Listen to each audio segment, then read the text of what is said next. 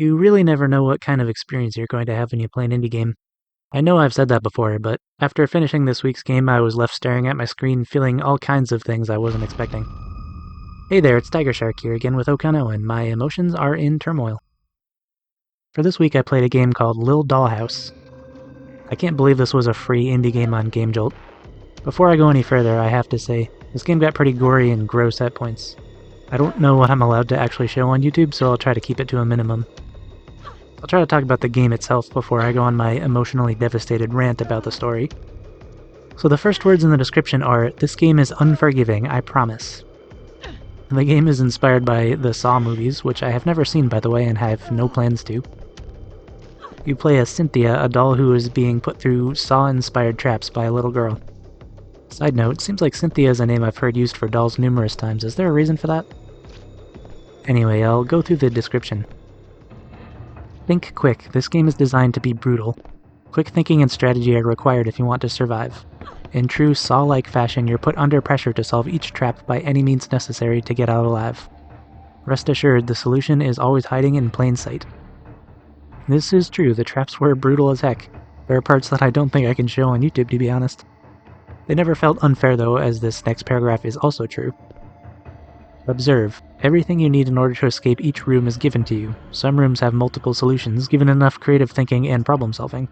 Pay close attention to any hints given, it may save your life. You really do need to pay attention to everything the girl says to you, she gives you hints that can be subtle. Conserve. Blood is your life force. The more you lose, the slower and more disoriented you become.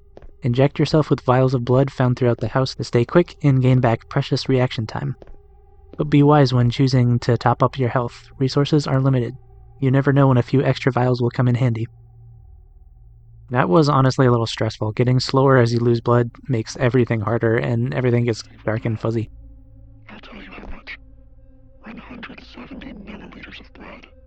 Fill the buckets. Prove your love for me.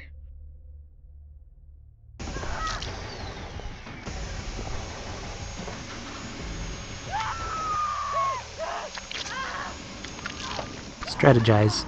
You'll probably die. A lot. Luckily, unlike real life, you can try again.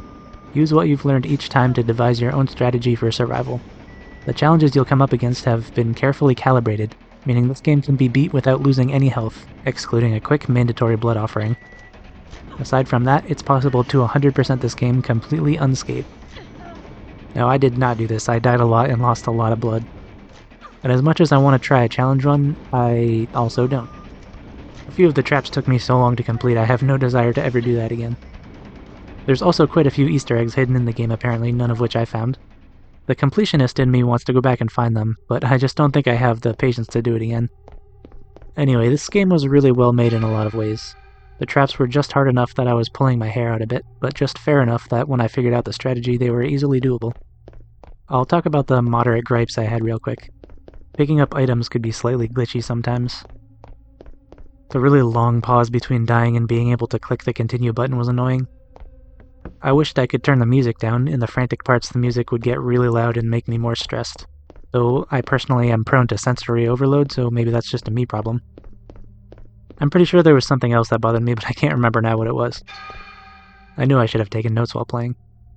Alright, I've been putting this off. Let's talk about the story a bit. I'll try not to spoil too much, but no promises as I babble.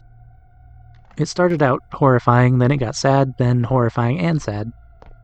The reason for why the girl is the way she is explained through some of the things she says, paired with some really good environmental storytelling. At the end when you're making your escape, you walk through lots of discarded beer bottles and empty oxycodone bottles. And a divorce paper just laying on the floor. I really wasn't expecting the messed up ending. There's a lot to unpack and a lot more I could say, but I don't want to spoil things at the end. Suffice to say, the story was really well written and well presented. Congrats to the dev for ruining my evening. Just kidding. Sort of. Anyway, I'll leave the link in the description if you want to try it for yourself. Fair warning, the dev wasn't kidding when they said it's brutal and really hard. Also, it's not for the faint of heart if you can't handle gore. So that's all for this one, and as always, I hope you have a spectacular day. I have other channels and projects that I would love for you to check out. I have a second channel called Drawing with TigerShark, where I illustrate movies I haven't seen based on the Wikipedia description. I have an EP on Spotify called 5,555 Miles as my one-man band called Power Mouse. And finally, I have a clothing brand called Studio Duck Apparel featuring original artwork that I create myself. The links to these things will all be in the description.